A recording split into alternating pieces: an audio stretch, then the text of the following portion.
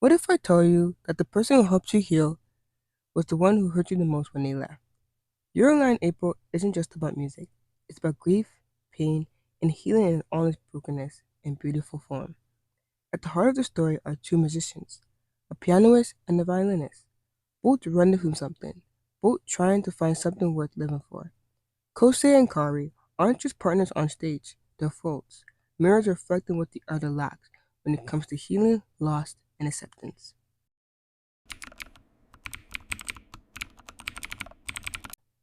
Some would call him a genius, some would call him a child prodigy. He was the perfect pianist, played every note as it was supposed to be played. But this was trained under pressure and fear. But this all changed when his mother passed away. His world stopped, but his world was music. Piano, to be specific. He couldn't hear himself play.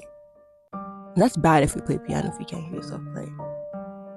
But his trauma silenced him. For years he avoided piano. He avoided every chance to play. But the funny thing is, he always wanted to play, but he couldn't hear the note. Because every note was a memory he didn't want to feel anymore. Kosei's healing is slow, messy, and relentant. He doesn't chase the joy, he avoids the pain. He isolates, as you see in the anime time and time again. But when he returns to music, it charms him. But that's the truth of healing. Sometimes it means facing the very thing that breaks you. Kosei's journey is about confrontation, confronting his loss, his guilt, and eventually his feelings for Kari. There's Kari, a violinist who crashes into Kosei's world like a spring after a long winter.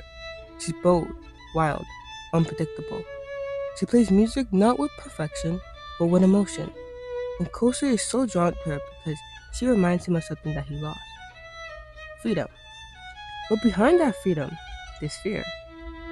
Kari is dying, and she knows it. But instead of letting that define her, she lies to her friends and even to herself.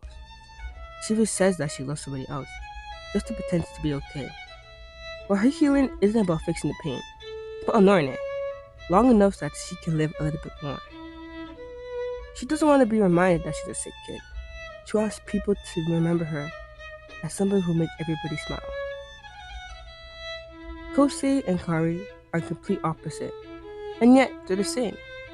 Kosei hides from the pain, but Kari dances through it. He confronts his grief to go, she denies it to keep her going. Yet, and somehow, they meet in the middle. Music.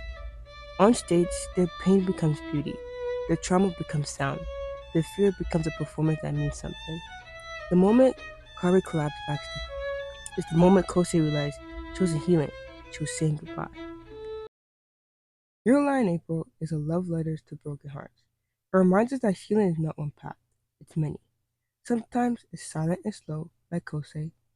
Sometimes it's loud and burning, like Kari. Sometimes healing doesn't mean survival. It just means leaving behind something beautiful. Kari couldn't stay, but she gave Kosei the courage to keep living, to keep playing, to feel again. And in the end, her lie wasn't cruel. It was a kindness in disguise.